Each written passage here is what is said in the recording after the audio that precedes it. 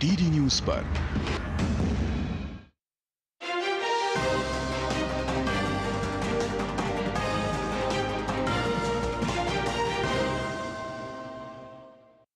रहे हैं DG news आपके साथ। मैं हूं पराक्रम सिंह शेखावत। बताएंगे आपको इस वक्त की बड़ी खबरें। समाचार की शुरुआत सुर्खियों के साथ।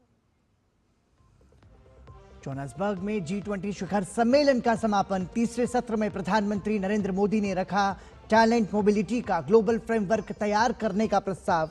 कहा AI में सुनिश्चित हो प्रभावी मानव निरीक्षण, सुरक्षा और पारदर्शिता।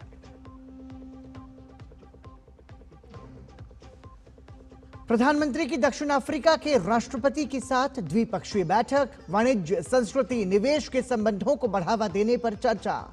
जापान की प्रधानमंत्री साने तकाइची, जमैका के पीएम एंड्रयू होल्नेस और नीदरलैंड के पीएम, कनाडा के प्रधानमंत्री और इटली की पीएम से भी की मुलाकात।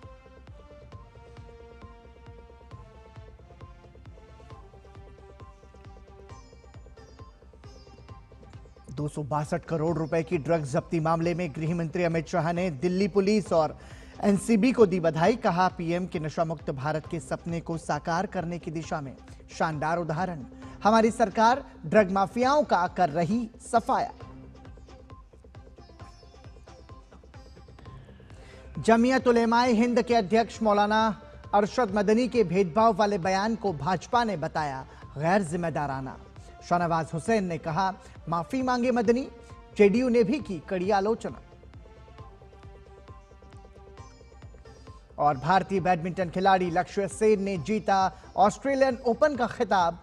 फाइनल में जापानी खिलाड़ी यूशी तनाका को हराया। इस सीजन लक्ष्य की पहली खिताबी जीत। दक्षिण अफ्रीका के जोहान्सबर्ग में G20 शिखर सम्मेलन संपन्न हो गया। राष्ट्रपति सिरिल रामाफोसा ने सम्मेलन के समापन की घोषणा की। उन्होंने समूह की अध्यक्षता अमेरिका को सौंपे जाने की घोषणा की। अमेरिका अगले वर्ष G20 शिखर सम्मेलन की मेजबानी करेगा। प्रधानमंत्री Narendra Modi G20 leaders summit में शिरकत करने के लिए 3 दिन के दक्षिण अफ्रीका के दौरे पर थे और G20 लीडर्स समिट का समापन अब हो चुका है।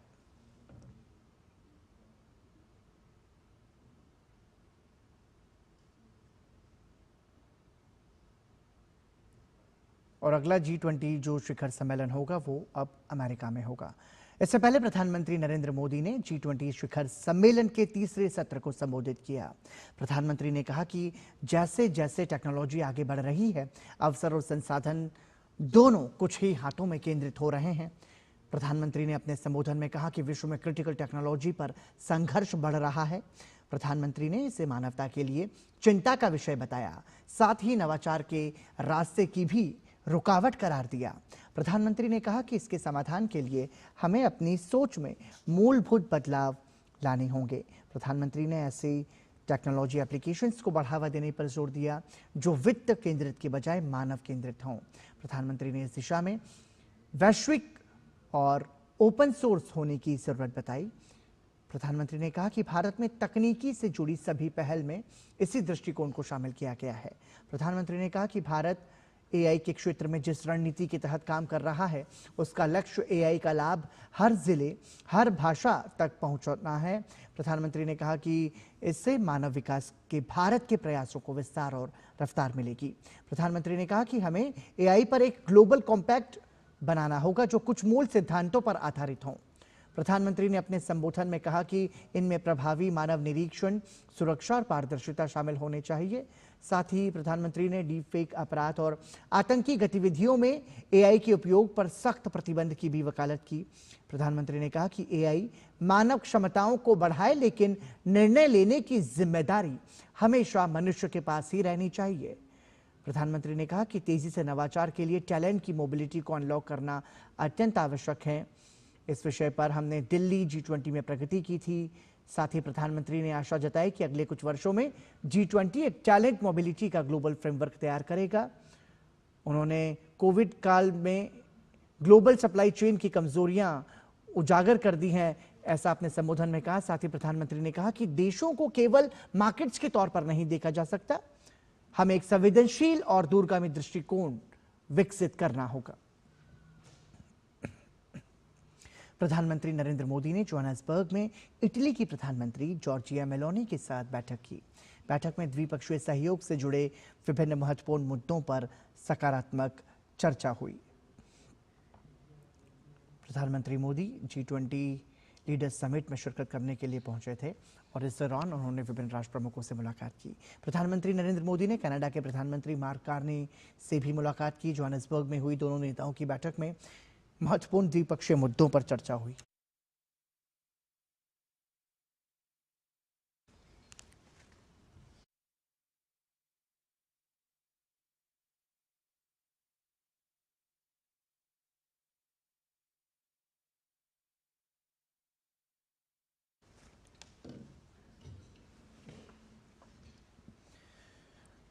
जोहान्सबर्ग में प्रधानमंत्री नरेंद्र मोदी और जापान की उनकी समकक्ष साने तकाइची की द्विपक्षीय बैठक हुई।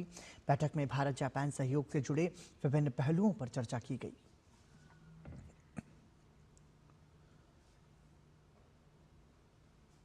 प्रधानमंत्री नरेंद्र मोदी की दक्षिण अफ्रीका यात्रा का आज तीसरा दिन है।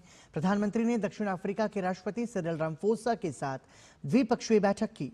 वार्ता में भारत दक्षिण अफ्रीका रिश्तों से जुड़े विभिन्न पहलुओं पर चर्चा की गई। दोनों नेताओं ने जिन मुद्दों पर चर्चा की उनमें वाणिज्य, संस्कृति, निवेश के संबंधों को बढ़ावा देना और प्रौद्योगिकी, कौशल विकास, AI, महत्वपूर्ण खनिजों में सहयोग में विविधता लाना शामिल है। प्रधानमंत्री ने G20 की सफल अध्यक्षता के लिए राष्ट्रपति रामाफोसा को बधाई दी।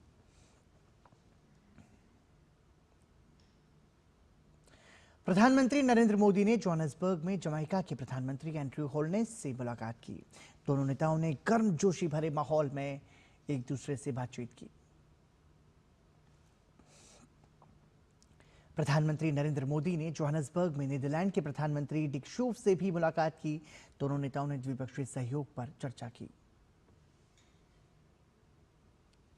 प्रधानमंत्री नरेंद्र मोदी ने दक्षिण अफ्रीका के जोहान्सबर्ग में भारत, ब्राजील, दक्षिण अफ्रीका IBSA शिखर सम्मेलन में हिस्सा लिया।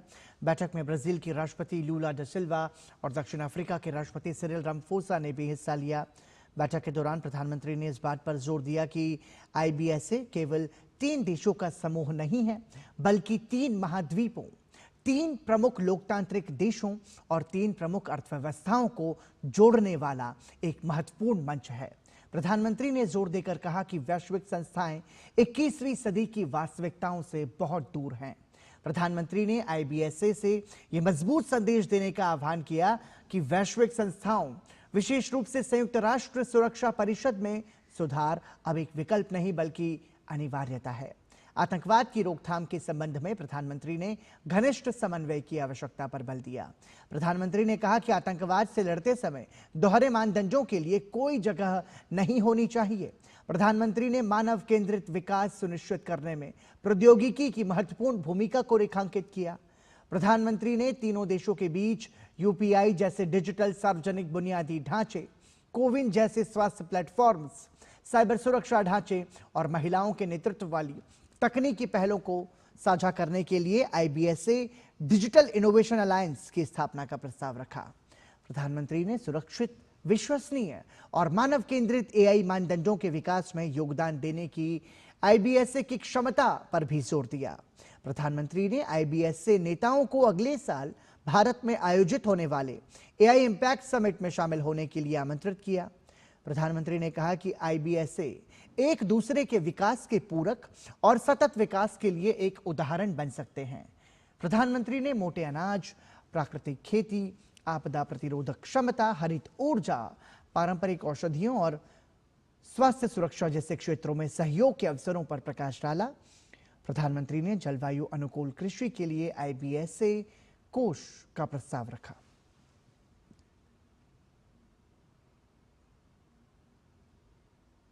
यहां रुक रहे हैं एक छोटे से ब्रेक के लिए, बने रहिए हमारे साथ। हिंग देना, वो वाली MDH की सुपर हींग। जिन्होंने यूज किया है वो जानते हैं असली हींग का स्वाद। MDH सुपर हींग, शुद्धता का असली तड़का। असली मसाले सच सच MDH ओ हरी भैया, अरे वाह, खेतों में कौन सी फसल लगाए हो? 12 महीने कमा कर दे ऐसी फसल। क्या? मैंने नया व्यवसाय शुरू किया है। उसके लिए पैसे?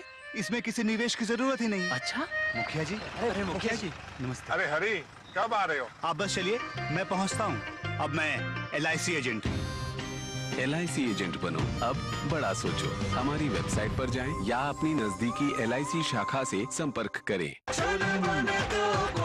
गोल्डी छोले मसाले, जहाँ जाएं रिश्ते बनाएं। गोल्डी लाए हैं फ्रेश लॉक टेक्नोलॉजी, जो रखे मसालों को हर समय फ्रेश। जब धरती चीर कर निकलता है लोहे का पत्थर और मिलता है मोंगिया के जोश से, फिर तपता है, पिघलता है और बनता है फौलाद। अब होता है सरिया सारी खूबियों के साथ। मोंगिया स्टील, मजबूत देश का मजबूत सरिया। इच्छाओं की कोई उम्र नहीं होती, आज हो या कल आंखों में हरदम चमकती।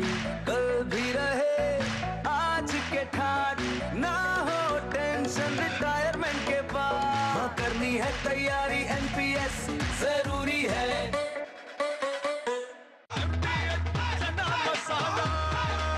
अब छोलिया हो या लोबिया, सफेद चने या काले चने, सब कुछ मजेदार बने।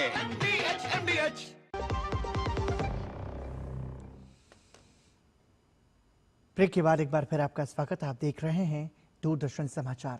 केंद्रीय गृह मंत्री अमित शाह ने दिल्ली पुलिस और NCB को 262 करोड़ रुपए की ड्रग्स जब्त करने पर बधाई दी है। गृह मंत्री ने एक्स पर लिखा, हमारी सरकार अभूतपूर्व गति से ड्रग कार्टेल को नष्ट कर रही है। नई दिल्ली में 262 करोड़ मूल्य की 328 किलोग्राम मेथाम्फेटामाइन जब्त करके और 2 को गिरफ्तार करके एक सफलता हासिल की गई। यह ऑपरेशन प्रधानमंत्री नरेंद्र मोदी के नशा मुक्त भारत के दृष्टिकोण को प्राप्त करने के लिए निर्बाध बहु एजेंसी समन्वय का एक शानदार उदाहरण था। NCB और दिल्ली पुलिस की संयुक्त टीम को बधाई। गौरतलब है कि NCB ने स्पेशल सेल दिल्ली पुलिस के साथ मिलकर 20 नवंबर को ऑपरेशन क्रिस्टल फोर्ट्रेस के तहत छतरपुर दिल्ली के घर से करीब 328 किलोग्राम हाई क्वालिटी मेथाम्फेटामाइन जब्त कर एक ट्रांसनेशनल ट्रैफिकिंग नेटवर्क का भांडाफोड़ किया था और 2 लोगों को गिरफ्तार किया था, जिनमें नागालैंड की एक महिला भी शामिल है और जिसके घर से बड़ी मात्रा में जब्ती की गई थी। रक्षा मंत्री राजनाथ सिंह नई दिल्ली में सिंधी समाज सम्मेलन में शामिल हुए। इस मौके पर सिंधी समाज के लोगों को संबोधित करते हुए उन्होंने नागरिकता संशोधन कानून पर बात की। उन्होंने कहा कि इस कानून के लागू होने के बाद हमारे पड़ोसी देशों के भाइयों बहनों को भारत में सम्मान के साथ जीने का अधिकार मिल रहा है। उन्होंने कहा कि हमारी सरकार ने उनकी जितनी मदद की उतनी पहले की सरकारों ने कभी नहीं की। हमारी सरकार ने कई पड़ोसी देशों से धार्मिक उत्पीड़न से बचने के लिए वर्ष 2024 तक भारत आए अल्पसंख्यक समुदायों के सदस्यों को बिना पासपोर्ट के भारत में रहने की अनुमति दी है। आज मैं कह सकता हूं कि हमारे पड़ोसी देशों के इन भाइयों और बहनों का सम्मान से ही जीने का अधिकार भारत में मिल रहा है और इस अधिकार को दुनिया की कोई ताकत छीन नहीं सकती। पड़ोस के कई देशों में अल्पसंख्यक समुदाय वर्षों से यातना झेलता रहा है। उनमें से कई लोग जब किसी तरह अपनी जान बचाकर भारत आए तो तुष्टीकरण करने वाली पूर्व की कई सरकारों ने भी उन्हें जो राहत देनी चाहिए, राहत देने की बात तो दूर, उनके साथ जिस तरीके का व्यवहार किया गया उसकी जितनी भी निंदा की जाए वह कम है। भले ही असम में अगले वर्ष विधानसभा चुनाव होने हैं, लेकिन सियासी पलटवार अभी से शुरू हो गया है। असम के मुख्यमंत्री हिमंता बिस्वा शर्मा ने कांग्रेस पर तंज कसते हुए कहा कि असम में कांग्रेस ज्यादा से ज्यादा 126 में से लगभग 22 सीटों पर अच्छी स्थिति में है, क्योंकि इन क्षेत्रों में एक विशेष समुदाय की संख्या अधिक है। फलस्वरूप इन सीटों पर कांग्रेस में टिकटों की नीलामी जैसी स्थिति भी शुरू हो गई है। इस दौरान मुख्यमंत्री हिमंता बिस्वा शर्मा ने असम में बहुविवाह कानून पर कहा कि बहुविवाह पर रोक लगाने वाला कानून सबके लिए एक समान है। जमीयत उलेमाए हिंद के अध्यक्ष अरशद मदनी के मुसलमानों के साथ भेदभाव वाले बयान की कड़ी आलोचना हो रही है। भाजपा प्रवक्ता शुजात पूनावाला ने अरशद मदनी के बयान पर तीखा हमला बोला। उन्होंने कहा कि मदनी वोट बैंक और तुष्टीकरण के नाम पर आतंकवाद का बचाव कर रहे हैं। शुजात पूनावाला ने यह भी कहा कि महबूबा मुफ्ती और इल्तिजा मुफ्ती जैसे लोग भी आतंकवादी नेटवर्क के बचाव के लिए स्पिन डॉक्टर ऑफ टेरर बन चुके हैं, जो राष्ट्रीय सुरक्षा के लिए चिंता का विषय है।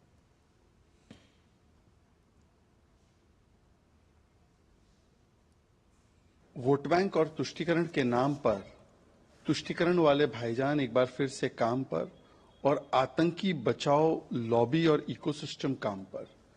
जिस प्रकार से अरशद मदनी जी ये बात कर रहे हैं, क्या वो भूल गए कि इस देश में तो गृह मंत्री और राष्ट्रपति भी मुस्लिम रहा है? परंतु ये दुख की बात है कि जब भी कोई आतंकी पकड़ा जाता है, जो जमात कहती है कि आतंकवाद का कोई मजहब नहीं होता, वो तुरंत मजहबी आधार पर आकर कैसे आतंकवाद का बचाव करने लगती है। और केवल अरशद मदनी की बात नहीं है, चाहे पी चिदम्बरम हो, चाहे महबूबा मुफ्ती हो, चाहे इल्तिजा मुफ्ती हो, अबू आजमी हो, हुसैन दलवाई हो, सभी लोग इस आतंकवादी डॉक्टर्स नेटवर्क ऑफ टेरर के लिए बचाव के लिए स्पिन डॉक्टर्स ऑफ टेरर बन चुके हैं। उत्तर प्रदेश के बरेली में हुई हिंसा के आरोपी तौकीर रजा के करीबी माने जाने वाले आरिफ की प्रतिष्ठानों पर बरेली विकास प्राधिकरण की कार्रवाई दूसरे दिन भी जारी रही। बारादरी थाना क्षेत्र के पीलीभीत रोड स्थित पीटर इंग्लैंड के शोरूम पर आज प्राधिकरण का बुलडोजर चला। कार्रवाई के दौरान किसी भी अप्रिय घटना की आशंका को देखते हुए भारी पीएसी और पुलिस बल मौके पर तैनात रहा। प्राधिकरण के अधिकारियों के अनुसार ये कार्रवाई निर्माण नियमों के उल्लंघन और जमीन के गैर कानूनी उपयोग से संबंधित है। इससे पहले शनिवार को बरेली विकास प्राधिकरण ने आरिफ के स्वामित्व वाली करीब 16 दुकानों को ध्वस्त कर दिया था। साथ ही प्राधिकरण की टीम ने बताया कि नोटिस देने के बावजूद अवैध निर्माण को नहीं हटाया गया, जिसके बाद ये कार्रवाई की जा रही है।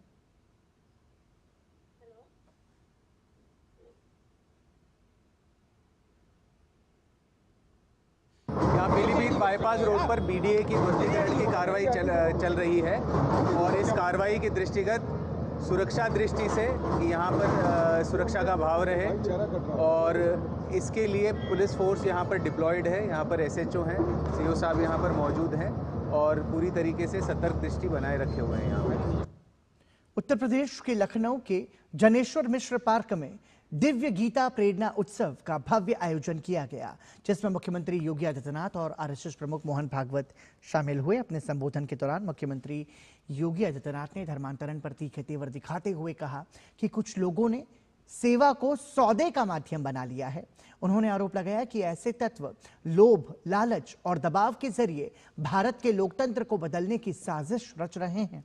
मुख्यमंत्री योगी आदित्यनाथ ने स्पष्ट किया कि ये लोग छल और छद्म वेश का सहारा लेकर भारत की आत्मा पर प्रहार करने का निरंतर प्रयास कर रहे हैं।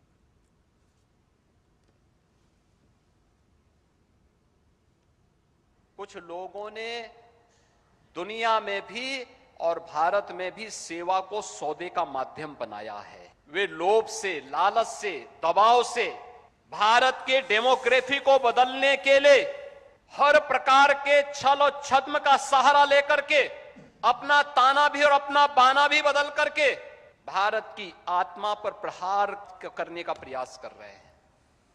वहीं आरएसएस प्रमुख मोहन भागवत ने भी कार्यक्रम को संबोधित करते हुए स्पष्ट शब्दों में कहा कि भारत एक हिंदू राष्ट्र है और हम सब हिंदू समाज का हिस्सा हैं। उन्होंने स्वयंसेवकों को प्रेरित करते हुए कहा कि सभी दुविधाओं और चिंताओं को त्याग कर केवल धर्म, देश और ईश्वर के लिए अपना कर्तव्य निभाना चाहिए। मोहन भागवत ने जोर देकर कहा कि कार्य करते समय फल की अपेक्षा नहीं करनी चाहिए, बल्कि आत्मसम्मान की रक्षा को प्राथमिकता देनी चाहिए। लाभ, हानि, यश, अपयश, राग, द्वेष सबकी चिंता छोड़ के इन दुविधाओं से बाहर निकलकर धर्म के लिए, देश के लिए, ईश्वर के लिए, अपने आत्मा के सम्मान के लिए हमको अपना कर्तव्य करते रहना है। उससे क्या मिलेगा ये सवाल नहीं करना, अपना धर्म चलना। हम भारत के लोग हैं, हम हिंदू समाज है, हम हिंदू राष्ट्र है। हम सारी दुनिया को सेवा का संदेश देंगे, त्याग का संदेश देंगे, धर्म का संदेश देंगे, वैसा हमारा जीवन होगा, उससे दुनिया सीखेगी। लेबर कोड लागू होने के बाद लोगों में खासा उत्साह देखने को मिल रहा है। INTUC के वाइस प्रेसिडेंट रजनीश सेठ ने कहा कि एक सदी के बाद लेबर कानूनों में बदलाव हुआ है। निश्चित रूप से इस पर बहुत चर्चा और विचार विमर्श हुआ है। इससे मजदूरों का कल्याण होगा और सामाजिक सुरक्षा में सुधार होगा। 100 साल के बाद श्रम कानूनों में बदलाव आया है। निश्चित रूप से इसके ऊपर काफ़ी विचार विमर्श चर्चाएं हुई हैं, जिसके कारण इसमें मजदूरों के हित और सोशल सिक्योरिटी, जो इसके कारण मजदूर सबसे ज़्यादा परेशान रहता था, उसमें सुधार आएगा। यहाँ रुक रहे हैं एक छोटे से ब्रेक के लिए, बने रहिए हमारे साथ।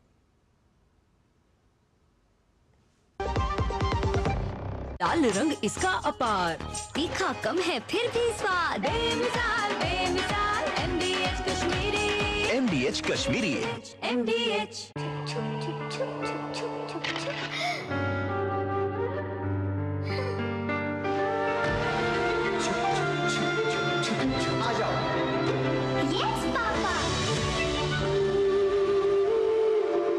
जिंदगी किसी के लिए नहीं रुकती, हम भी आपको कहाँ रुकने देंगे। जिंदगी के हर मोड़ पर LIC है तो इंश्योर्ड है। LIC, हर पल आपके साथ। इच्छाओं की कोई उम्र नहीं होती, आज हो या कल आंखों में हरदम चमकती, कल भी रहे आज के ठाट, ना हो टेंशन रिटायरमेंट के बाद, हाँ करनी है तैयारी NPS जरूरी है। गोल्डी छोले मसाले, जहाँ जाए रिश्ते बनाए। गोल्डी लाए हैं फ्रेश लॉक टेक्नोलॉजी, जो रखे मसालों को हर समय फ्रेश। ब्रेक के बाद एक बार फिर आपका स्वागत। सोशल मीडिया मंच X ने अबाउट दिस अकाउंट नाम से एक नया फीचर लॉन्च किया है, जिससे किसी भी अकाउंट की लोकेशन को अब आसानी से वेरीफाई किया जा सकेगा। साथ ही इसके माध्यम से आप ये भी जान सकेंगे कि इस अकाउंट को कब शुरू किया गया। X के इस नए फीचर पर दूरदर्शन संवाददाता मोहित शुक्ला की ये रिपोर्ट देखिए। X ने अबाउट दिस अकाउंट नाम से एक नए फीचर को लॉन्च किया है, जिसके माध्यम से आप ये जान सकते हैं कि किसी भी पोस्ट को किस देश से किया गया है। मतलब सीधे शब्दों में समझे तो ये हैंडल की लोकेशन को बताता है। इसके अलावा संबंधित हैंडल को कब बनाया गया, कब कब इसका यूजर नेम बदला गया, अकाउंट कहां से सबसे ज्यादा एक्टिव है, ये सारी कुंडली अब एक क्लिक पर मौजूद है। दरअसल किसी भी एक्स हैंडल के बारे में जानना बेहद सरल हो गया है। किसी भी एक्स हैंडल को जानने के लिए आपको बस उस एक्स हैंडल के प्रोफाइल पर क्लिक करना है। उसके बाद अकाउंट के बारे में विकल्प चुनकर उसकी लोकेशन और उससे जुड़ी दूसरी जानकारी हासिल की जा सकती है। सोशल मीडिया प्लेटफॉर्म X ने अपना एक नया फीचर शुरू किया है। इसके तहत आप एक क्लिक पर किसी भी अकाउंट की सारी जानकारी, सारी मालूमात हासिल कर सकते हैं। इसके लिए सबसे पहले आपको अबाउट दिस अकाउंट पर जाना है, वहां पर क्लिक करना है और एक क्लिक करते ही आपको सारा डाटा मिल जाएगा। आखिरकार X ने अपने हैंडल्स के लोकेशन को सार्वजनिक करने का फैसला क्यों किया? दरअसल सोशल मीडिया के लगातार बढ़ते दुरुपयोग जैसे ऑनलाइन फ्रॉड, ब्लैकमेलिंग, स्कैम जैसी चीजों पर लगाम लगाने के लिए ऐसा करना जरूरी था। भारत सहित पूरी दुनिया में X प्लेटफॉर्म के खिलाफ दुरुपयोग की शिकायतें सामने आ रही हैं। दरअसल IT एक्ट की धारा 69A के तहत सरकार को नोटिस भेजने का अधिकार है। ब्लॉगिंग नियमों का पालन न करने पर कार्रवाई करने का अधिकार हासिल है, जिसमें 7 साल तक की जेल का प्रावधान भी है। देश में अगस्त 2019 में देश विरोधी गतिविधियों के चलते कुछ एक्स हैंडल्स पर रोक लगाई गई। कर्नाटक हाई कोर्ट ने नियमों की अनदेखी पर एक्स पर 50 लाख रुपए का जुर्माना भी लगाया। किसान आंदोलन के दौरान केंद्र की शिकायत पर एक्स ने 500 से अधिक हैंडल्स को सस्पेंड किया। सरकार की आपत्ति के बाद एक्स ने आपत्तिजनक पोस्ट की विजिबिलिटी को घटाया है। आपको बताते चलें कि विदेश में बैठकर देश को बदनाम करने का सिलसिला बहुत पुराना है। चाहे किसान आंदोलन हो, ऑपरेशन सिंदूर या फिर हिंदू विरोधी मानसिकता को बढ़ावा देने, ये अकाउंट समय समय पर एंटी इंडिया गतिविधियों में शामिल रहे हैं। लेकिन अब एक्स के नए फीचर आने के बाद इनका लिटमस टेस्ट शुरू हो गया है। लोकेशन सामने आने के बाद कई चर्चित अकाउंट की असलियत अब सामने आ गई है। गौरतलब है कि सोशल मीडिया प्लेटफॉर्म एक्स पर लगातार इसके दुरुपयोग के आरोप लगते रहे हैं। यही वजह है कि एक्स ने इस बार इस कदम को उठाकर तमाम तरीके के आरोपों पर पूरी तरीके से विराम लगाने की कोशिश की है। दिल्ली से कैमरा पर्सन ए.के. गुप्ता के साथ मैं मोहित शुक्ला, दूरदर्शन न्यूज। क्या रुकेंगे एक ब्रेक के लिए, देखते रहिए डीडी न्यूज।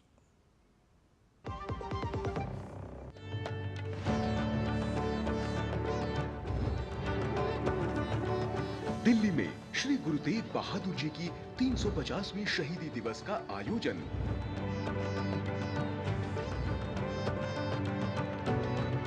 दिल्ली करेगी श्री गुरु तेग बहादुर जी की शहादत को नमन। संग्रहालय में दुर्लभ चित्र और दस्तावेज बताएंगे श्री गुरु जी की गाथा। लाइट एंड साउंड शो में उभरेगा उनका अदम्य साहस और बलिदान। टेंट सिटी और 24 घंटे लंगर का पूर्ण इंतजाम। श्री गुरु तेग बहादुर जी के जीवन से मिलता धर्म और इंसानियत का पैगाम। आइए जुड़े उनके जीवन आदर्श के सम्मान में 23 से 25 नवंबर लाल किला मैदान में। आप सभी इस पवित्र आयोजन का हिस्सा बने, गुरु साहब के चरणों में नमन करें और उनके अमर संदेश मानवता, त्याग और सद्भावना को अपने जीवन में अपनाएं। सारियानु जी आयानु।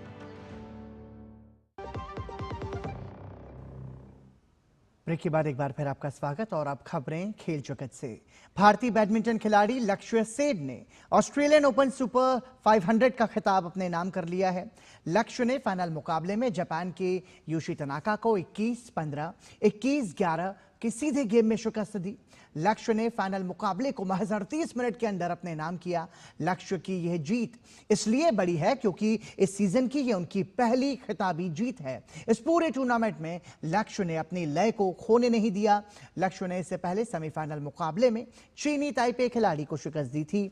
लक्ष्य केवल दूसरे भारतीय पुरुष खिलाड़ी हैं जिन्होंने इस खिताब को अपने नाम किया। इससे पहले साल 2017 में किदाम्बी श्रीकांत ने इस खिताब को जीता था। और इसी के साथ ही समाचार में अभी के लिए इतना ही। दीजिए अनुमति। नमस्कार।